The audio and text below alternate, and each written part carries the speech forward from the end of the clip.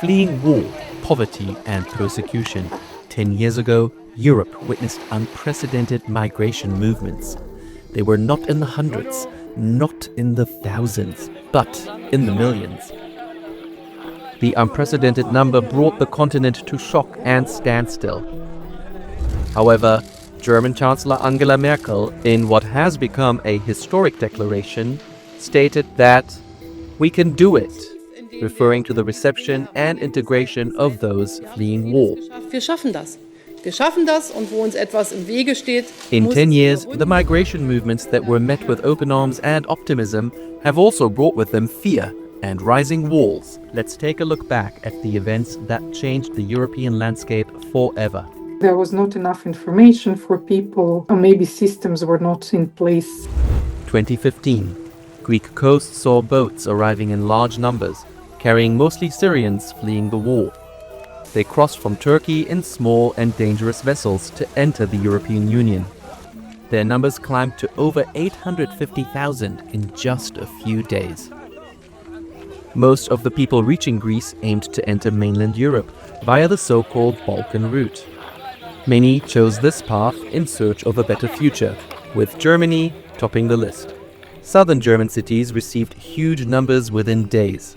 Most Germans, mindful of their own dark past in the Nazi era, opened their arms and homes. In the last years, 80% of Syrians who got protection in the European Union got it in Germany and Austria. This is a story of two countries. By the time Europe was beginning to come to terms with these events, one particular tragedy drew global attention. The death of 2-year-old Aylan Kurdi and his mother while trying to cross the Aegean Sea. The image of Aylan came to symbolize the so-called refugee crisis itself, highlighting the deadly journeys that would still claim thousands more lives in the next 10 years. 2016. We start in Germany. During New Year's celebrations in Cologne and Hamburg, thousands of women were reportedly sexually assaulted by immigrants, leaving many people outraged and angry. This year also saw the rise of the AfD, the Alternative for Germany party, a far-right group reshaping the political landscape across Germany. Anti-migrant sentiments were increasing across the EU as well, especially in Italy, France, the UK, and Poland. The argument that Germany is receiving too many people, that's been central to the arguments of the AfD. And secondly, a very, very strong argument that because so many of the people who arrive are Muslims, there is a threat to the German people and identity due to the arrival of 1 million Syrians and a few 100,000 Afghans who've been given protection. So if you look at the election posters by the AfD, it's very, very, very central. That same year, the UK voted to leave the EU during the so-called Brexit referendum as part of a campaign to take back control over its own borders. The EU, meanwhile, struck a controversial deal with Turkish President Recep Tayyip Erdogan to halt departures from Turkish soil, the so-called EU-Turkey deal, worth €6 billion. 2017. Another route emerged, the Mediterranean. Lawlessness in Libya had turned the North African nation into a major departure point for migrants. Countless people from African countries facing poverty and political instability risked their lives heading across the sea to Italian ports, and many of them tragically drowned. Later on, the Atlantic became another such dangerous route. Spain's Canary Islands off the West African coast, as well as the Spanish enclaves of Ceuta and Melilla in North Africa, became major destinations for many migrants. Many relied on small and unstable dinghies in a bid to reach mainland Europe. The EU-Turkey deal seemed to work, at least partially, but migrant camps across the region soon reached capacity. Greece in particular was heavily affected by overcrowding. Meanwhile, Italy's interior minister at the time, Matteo Salvini, adopted a hard line against asylum seekers coming to his country, making landings in Italy extremely difficult. The welcoming culture had shifted to hostility. Migrants were targeted across the European bloc. There also has been an increase in anti-migrant rhetoric by policymakers and at the higher levels that isn't necessarily anti-migrant, but an approach on migration that is much less about social inclusion and more about enforcement. 2020. The Moria migrant camp on the Greek island of Lesbos was razed to the ground in a fiery blaze. More than 13,000 people lost their shelter and basic amenities, such as access to food, water, and healthcare. The camp hosted over 4,000 children at the time, who suddenly became in need of immediate help.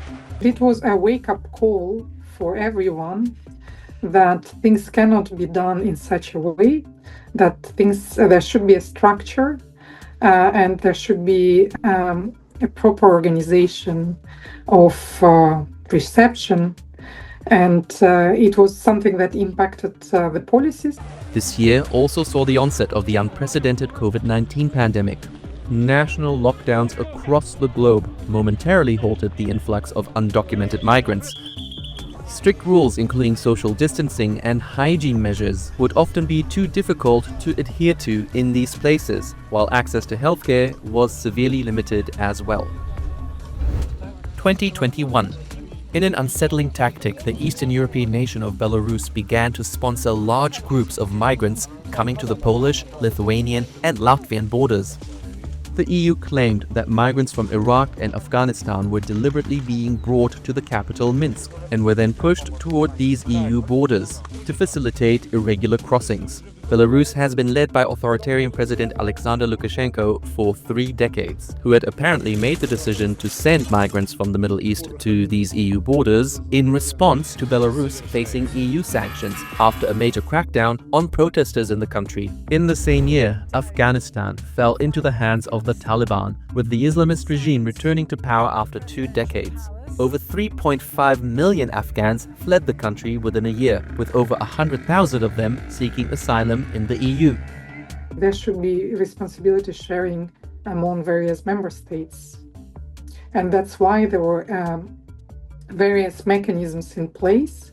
But for example, resettlement, so it's been there for decades, but it was an instrument that was not used to such an extent that it would help to alleviate situations for some of the countries. This particular year, Britain also became a major destination for migrants. Many sought to leave EU countries like France and Belgium to seek better opportunities in the UK after Brexit, knowing that from now on they would cease to see the consequences of the EU's so-called Dublin regulation, under which migrants are supposed to be sent to the EU country that they first entered. Hundreds of small boats began to depart from the French coast near Calais to cross the English Channel to the UK. These journeys are highly dangerous, and in 2021, at least 60 people died en route. The paradox is that this is a migration, an irregular migration with smugglers, which also often is deadly. People die regularly because it's dangerous, from a safe country, France, to another safe country, the United Kingdom. So this is the most important first fact. It's not about protection. You are protected in France. France gives more protection than the United Kingdom. You are protected in the European Union. 2022. Large-scale refugee movements into the EU intensified with the beginning of Russia's invasion of Ukraine. Millions of Ukrainians fled Russian attacks, settling mostly in Poland and in Germany. Europe now hosts over 5 million Ukrainian war refugees. So they were able to enter the European Union without any extra requirements, which is, of course, not the same for people from the other countries. The arrival and the settlement in EU member states has, in a sense, been in a regular way, but also, and obviously with its own challenges in each member state, but still there have been major efforts to try to include the people who have left Ukraine into the societies in the EU. Meanwhile, Britain, in a bold move, decided to introduce a new law designed to send undocumented migrants to Rwanda on one-way tickets. The deal would provide funds to the Rwandan government to build migrant infrastructure, with failed asylum seekers being barred from returning to the UK for life. But the scheme faced heavy criticism from rights groups and was challenged in British and European courts. This to and fro shook up the political scene in the country. The UK saw 4 prime ministers in 2 years. The program was scrapped in 2024 when Prime Minister Keir Starmer came to power, but it had already cost over 800 million euros of British taxpayers' money before ever really taking off. 2023.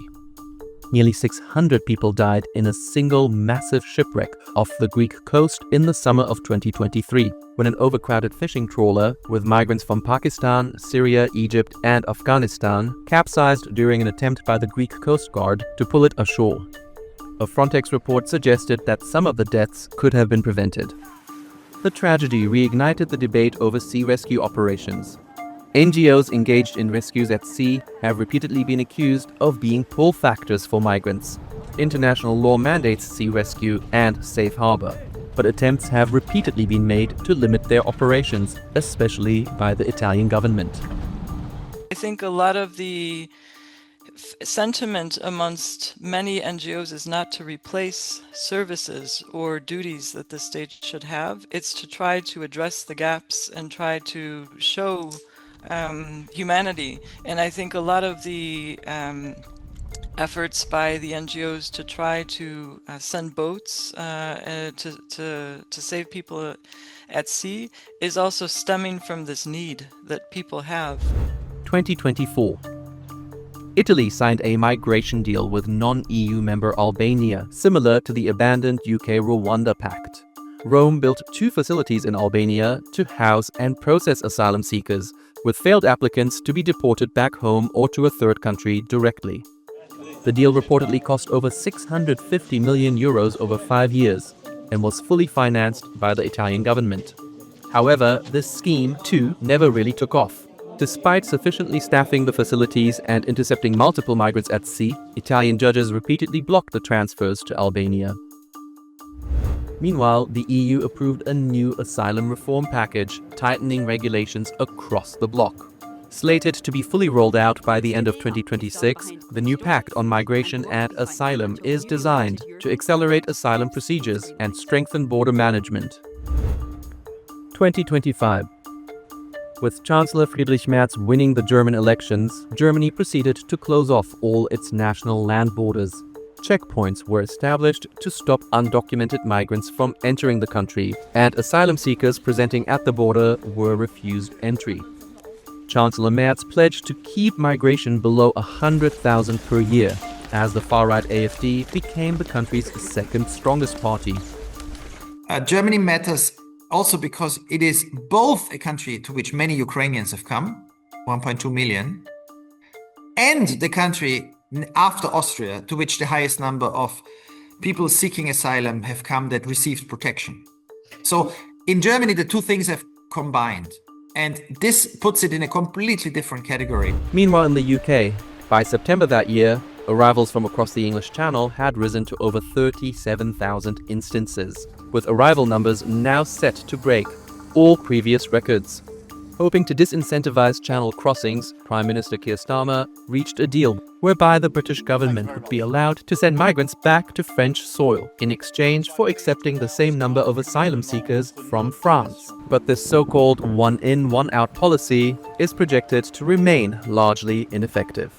Migration policy seems to be hardening. There seems to be more of an enforcement approach, more of a tendency to equate people who have migration status as security threats. 10 years later, Europe is not the same place.